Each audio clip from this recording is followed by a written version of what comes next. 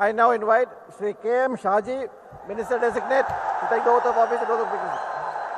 മുസ്ലിം ലീഗിന്റെ ക്രൗഡ് പുള്ളർമാർ എന്നതിൽ ഒരാൾ എന്ന് തന്നെ വിശേഷിപ്പിക്കാവുന്ന KM ഷാജി, ലീഗിന്റെ യുവാക്കളുടെ മുഖം. തീപ്പൊരി പ്രസംഗങ്ങളിലൂടെ ആണ് KM ഷാജി ലീഗുകാർക്ക് പ്രിയങ്കരനാകുന്നത്. പലപ്പോഴും വിവാദ പ്രസ്താവനകളും വിവാദ പ്രസംഗങ്ങളും നടത്തുന്ന KM ഷാജി ഇത്തവണ മുസ്ലിം ലീഗിന്റെ നോമിനിയായി മന്ത്രിസഭയിലേക്ക് KM ഷാജി എത്തുകയാണ്. KM ഷാജി.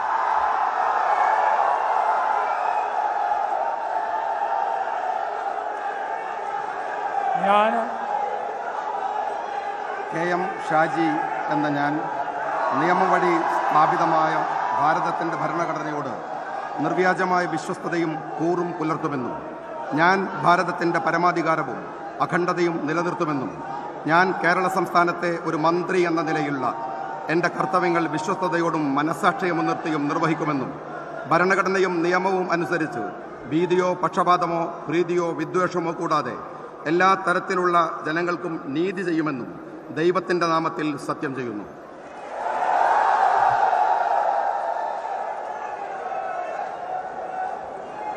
ഞാൻ KM ഷാജി എന്ന ഞാൻ കേരള സംസ്ഥാനത്തെ ഒരു മന്ത്രി എന്ന നിലയിൽ എൻ്റെ പരിഗണനയിൽ കൊണ്ടുവരുന്നതോ എൻ്റെ അറിവിൽ വരുന്നതോ ആയ ഏതെങ്കിലും വിഷയം അങ്ങനെയുള്ള മന്ത്രി എന്ന നിലയിലുള്ള എൻ്റെ കർത്തവ്യങ്ങളുടെ മുറപ്രകാരമുള്ള നിർവഹണത്തിന് ആവശ്യമാകുന്നതൊഴികെ ഞാൻ ഏതെങ്കിലും ആൾക്കോ നേരിട്ടോ നേരിട്ടല്ലാതെയോ അറിയിച്ചു കൊടുക്കുകയോ വെളിപ്പെടുത്തി കൊടുക്കുകയോ ചെയ്യുകയില്ലെന്ന് ദൈവത്തിൻ്റെ നാമത്തിൽ സത്യം ചെയ്യുന്നു. KM ഷാജി ദൈവനാമത്തിൽ സത്യപ്രതിജ്ഞ ചെയ്ത മന്ത്രിയാകുന്നു. മുസ്ലിം ലീഗിൽ നിന്നുള്ള മറ്റൊരു മന്ത്രി കൂടി നേരത്തെ PK കുഞ്ഞാലിക്കുട്ടി, N ഷംസുദ്ദീൻ എന്നിവർ സത്യപ്രതിജ്ഞ ചെയ്തു. ഇപ്പോഴിതാ KM ഷാജി, ഇനി ഒരാൾ കൂടി ലീഗിൽ നിന്ന്, 2 പേർ കൂടി ലീഗിൽ നിന്ന്, അതിൽ അബ്ദുൽ ഗഫൂർ ഉൾപ്പെടെ സത്യപ്രതിജ്ഞ ചെയ്യേണ്ടതുണ്ട്. PK ബഷീർ സത്യപ്രതിജ്ഞ ചെയ്യേണ്ടതുണ്ട്. 2011 അഴീക്കോട് മണ്ഡലത്തിൽ നിന്നാണ് വിജയിച്ച് കയറിയത്. പിന്നീട് 2016 അഴീക്കോട് മണ്ഡലത്തിൽ നിന്ന് തന്നെ വീണ്ടും ജനവിധി തേടുകയും വിജയിക്കുകയും ചെയ്തു. നേരത്തെ സൂചിപ്പിച്ചതുപോലെ തീപ്പൊരി പ്രസംഗങ്ങൾ, വിവാദ പ്രസ്താവനകളൊക്കെ ചിലപ്പോഴെങ്കിലും ഷാജിയെ വെട്ടിലാക്കിയിട്ടുമുണ്ട് എന്നതാണ്. 2016 തെരഞ്ഞെടുപ്പിൽ വർഗീയ പ്രചാരണം നടത്തി എന്ന പരാതിയെ തുടർന്ന് ഹൈക്കോടതി ഷാജിയുടെ തെരഞ്ഞെടുപ്പ് വിജയത്തെ അസാധുവാക്കിയിരുന്നു. പിന്നീട് സുപ്രീം കോടതിയിൽ പോയി ഈ വിധി സ്റ്റേ നേടുകയും ചെയ്തു എന്നതാണ്. 2021 അഴീക്കോട് മണ്ഡലത്തിൽ നിന്ന് മത്സരിച്ചുവെങ്കിലും പക്ഷേ പരാജയപ്പെടുകയായിരുന്നു. ഇപ്പോഴിതാ വീണ്ടും വിജയിച്ചു കയറി വേങ്ങരയിൽ നിന്ന് KM ഷാജി വിജയിച്ചു കയറുകയും അങ്ങനെ മന്ത്രിപദത്തിലേക്ക് എത്തുകയും ചെയ്തിരിക്കുന്നു.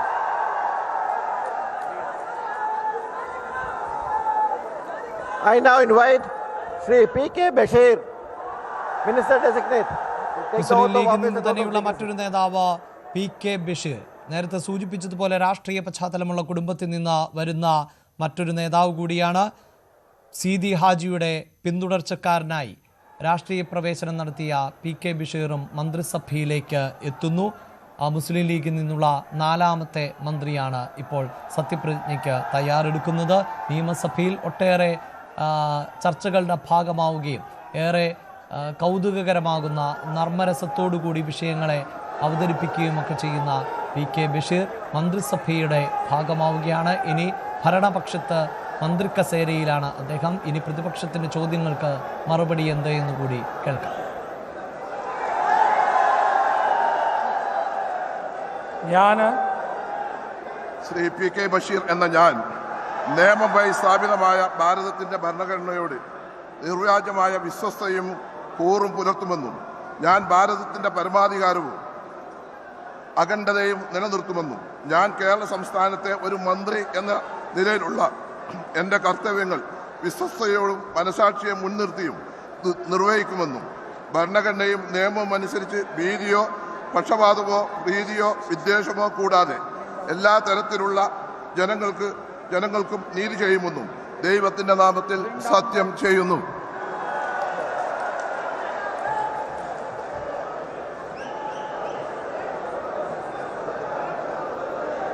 ഞാൻ PK ബഷീർ എന്ന ഞാൻ കേരള സംസ്ഥാനത്തെ ഒരു മന്ത്രി എന്ന നിലയിൽ എൻ്റെ പരിഗണനയിൽ കൊണ്ടുവരുന്നതോ എൻ്റെ അറിവിൽ വരുന്നതോ ആയ ഏതെങ്കിലും വിഷയം അങ്ങനെയുള്ള മന്ത്രി എന്ന നിലയിലുള്ള എൻ്റെ കർത്തവ്യങ്ങളുടെ മുറപ്രകാരമുള്ള നിർവഹണത്തിന് ആവശ്യമാകുന്നതൊഴികെ ഞാൻ ഏതെങ്കിലും ആളുകൾക്കോ നേരിട്ടല്ലാതെയോ അറിയിച്ചു കൊടുക്കുകയോ വെളിപ്പെടുത്തി കൊടുക്കുകയോ ചെയ്യുകയില്ലെന്ന് ദൈവത്തിൻ്റെ നാമത്തിൽ സത്യം ചെയ്യുന്നു. ലീഗിൽ നിന്നുള്ള മന്ത്രിമാരുടെ പട്ടികയിൽ തുടക്കത്തിൽ കേട്ട പേരുകളിലൊന്ന്. എന്നാൽ പിന്നീട് പി കെ ബഷീറിന് മന്ത്രിസ്ഥാനം ഉണ്ടാകില്ല എന്ന വാർത്തകളുണ്ടായിരുന്നു. ഏറ്റവും ഒടുവിൽ ബഷീറിലേക്ക് തന്നെ ആ പേര് എത്തിയിരിക്കുന്നു എന്നതാണ്. പ്രത്യേകിച്ച് വയനാട് മുണ്ടക്കൈ ചൂരൽമല ഉരുൾപൊട്ടൽ ബാധിതർക്ക് വേണ്ടി മുസ്ലിം ലീഗ് നിർമ്മിച്ചു നൽകിയ വീടുകൾ, ആ വീടുകളുടെ ക്രമീകരണങ്ങളും ഏകോപനവും ഒക്കെ നടത്തിയത് പി കെ ബഷീറായിരുന്നു. ആ പാഠവും കൂടി ഇപ്പോൾ ഗുണകരമായി എന്നുള്ളതാണ്. ഏറനാട് മണ്ഡലത്തെ തുടർച്ചയായി പ്രതിനിധീകരിക്കുന്ന ആൾ കൂടിയാണ് പി കെ ബഷീർ. അതേ ശൈലിയിലുള്ള അദ്ദേഹത്തിൻ്റെ സംഭാഷണമായിരുന്നു നിയമസഭയിൽ വേറിട്ട് നിർത്തിയത്. അങ്ങനെ നിയമസഭയുടെ ചരിത്രത്തിൽ പലരും, ഇപ്പോൾ ഇ കെ നായനാരെ പോലെയുള്ളവർ ഒക്കെ പല ചോദ്യങ്ങൾക്കും മറുപടി നൽകാറുള്ളത് ആ ശൈലിയിൽ ആണ്. വി എസ് അച്യുതാനന്ദന് നിയമസഭയിൽ ഒരു ശൈലി ഉണ്ടായിരുന്നു. പ്രസംഗങ്ങൾക്ക് പല നർമ്മരൂപേണ നടത്തുന്ന പ്രസംഗങ്ങളായിരുന്നു പി കെ ബഷീറിനെ ശ്രദ്ധേയനാക്കിയത്. എങ്കിൽ ഇനി പ്രസംഗങ്ങൾക്ക് അപ്പുറം ചോദ്യങ്ങൾക്ക് മറുപടിയാണ് ബഷീറിന് നൽകേണ്ടി വരുന്നത്. അതിലും ആ നർമ്മരസക്കൂട്ട്. കൂടുതൽ വാർത്തകൾക്ക് news 18 Keralam YouTube channel subscribe ചെയ്യുക.